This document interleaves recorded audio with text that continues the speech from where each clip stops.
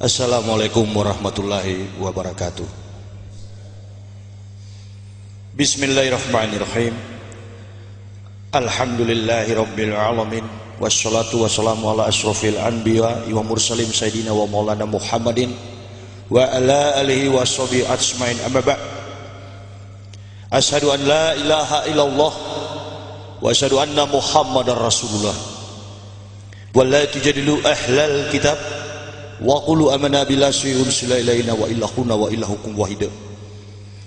La tajidana ashadan nasi adawatan lil ladzina amanul yahuda wal ladzina asyraku wa la tajidana aqrabahum mawaddatil lil ladzina amanul ladzina qalu inna nasra jalika bi anna minhum gizizina wa ruhbana wa annahum la yastakbirun wa iza zami'u ma unzila ila rasuli tara ayunahum tafidu minad dam imma arafu minal haq yaquluna rabbana amana faktubna ma'as syahidin Muhammad.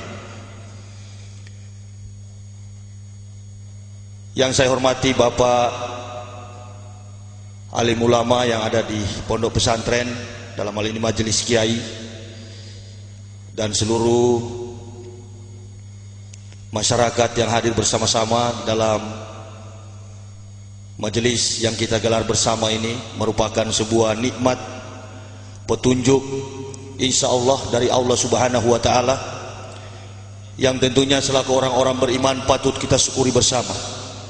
Tagal nikmat, keberkahan, ridho dan berkah-berkahnya kepada kita semua sehingga kita boleh ada di tempat ini dalam sebuah perhimpunan yang dimuliakan Allah Subhanahu wa taala.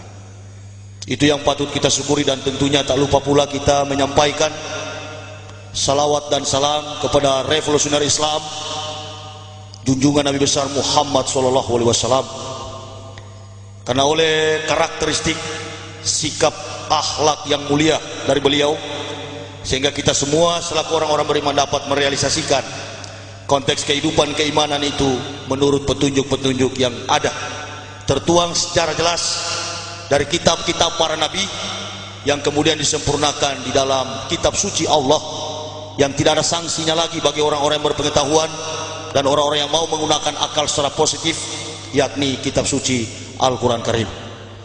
Semoga rahmat dan ridho Allah senantiasa ada dalam hidup dan hati kita di dalam membentuk sebuah keimanan yang kokoh di tengah-tengah berbagai macam problem, di tengah-tengah berbagai macam persoalan baik secara eksternal maupun di dalam internal yang ada pada konteks abad 21. Karena memang demikianlah realita yang harus kita hadapi, dan tidak dapat kita pungkiri bahwa yang namanya kebaikan, yang namanya kebenaran itu senantiasa ditantang oleh berbagai macam kefasikan dan aib dosa. Saya di kesempatan ini sebagai orang yang baru memeluk agama Islam, saya dilahirkan di kota Manado pada tanggal 30 November tahun 1970. Dari latar belakang alias background saya, sesungguhnya saya bukanlah orang yang hanya duduk di bangku gereja, tetapi saya adalah seorang yang berdiri di atas mimbar dan banyak menyampaikan aspirasi dan konsep omong kosong Paulus. Saya adalah pendeta bertugas di GKI di tanah Papua selama 16 tahun, dan 8 tahun saya sempat memimpin institusi akademik Sekolah Tinggi Teologi Calvinis, dan kemudian pada tahun 2002 saya mengakreditasi perguruan tinggi dimaksud dan sekarang dikenal dengan Universitas Kristen di tanah Papua. Itu adalah hasil kerja karya saya selama saya berada dalam institusi gereja GKI di tanah Papua. Mengapa saya masuk Islam? Ini pertanyaan yang harus saya jawab mengandung sebuah pencatatan dan pengkajian secara ilmiah. Karena saya sudah mengalami sendiri bahwa kebenaran Islam tidak hanya dapat dikaji secara spiritual, bahkan pengalaman-pengalaman spiritual itu akan diperhadapkan dengan tanda tanya apakah betul atau tidak betul, bohong atau bukan bohong. Maka Islam, setelah saya masuk, saya mendapatkan hadis Rasulullah Muhammad SAW. Beliau pernah berkata bahwa agama diprioritaskan secara khusus spesialisasi bagi orang-orang yang berakal. Dalam statement yang saya temukan, di dalam pembahasan baik secara teori yang saya simpan dalam lubuk hati, sehingga cara simpel saya sampaikan, Islam no fisik but heart. Islam itu adalah hati, tetapi hati yang sudah diatur sedemikian baik oleh Allah, yang mengandung sebuah pencatatan realita. Hati ini terkandung berbagai macam persoalan hidup, tetapi Islam membentuk sebuah kekuatan baru di dalam hati manusia, dan kekuatan itu tidak secara assumption, tetapi pencatatan itu terjadi atas proses faktualisasi kebenaran-kebenaran secara nyata melalui sains ilmu pengetahuan. Ini penyelidikan atau disertasi temuan yang saya temukan secara translate Indonesian dalam bahasa Indonesia Al-Quran. Saya banyak melihat dalam terjemahan secara kasat mata seluruh ayat-ayat dalam Al-Quran.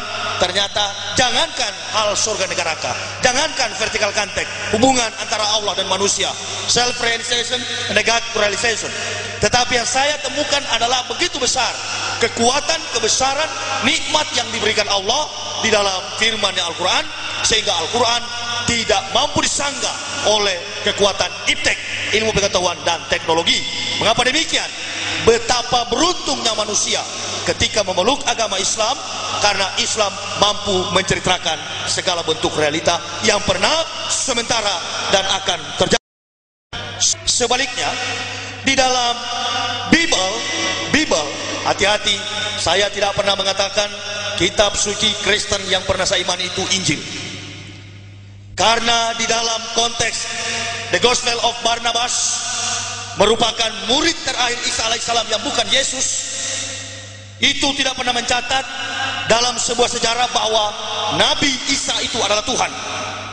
Nanti sebentar saya akan membahas bagaimana kolaborasi sebuah kesepakatan yang terjadi antara Yahudi dan Yunani di dalam mencapai sebuah kepentingan duniawi, merampok harta kekayaan orang-orang Arab, dan kemudian membentuk sebuah barisan yang disebut AIPAC, American Israel Public Affairs Committee, di bawah gerakan Zionis kemunafikan bangsa Yahudi yang sebenarnya membalikan fakta Israel itu adalah orang-orang Arab. Nanti sebentar saya akan mengungkapkan secara sejarah, karena sejarah itu adalah ilmu pengetahuan, dan ilmu pengetahuan itu adalah kebenaran. Tidaklah seorang dapat menemukan kebenaran itu tanpa proses penalaran, pembuktian di dalam sejarah.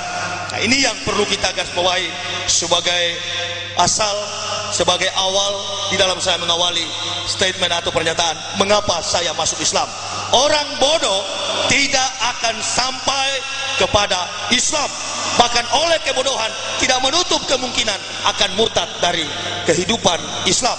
Dan ini yang saya pahami secara teoritis, dan tentunya akan dituntut oleh para kaum muslimin wa muslimat dengan bentuk-bentuk praktikalnya, praktikumnya secara nyata tentang bentuk-bentuk syariat di dalam Islam. Saya amat sangat tertarik, dan selama setahun usia keislaman kami sekeluarga, betapa bahagianya saya, laksana manusia yang dirantai, saya sekarang terlepas dari rantai-rantai itu.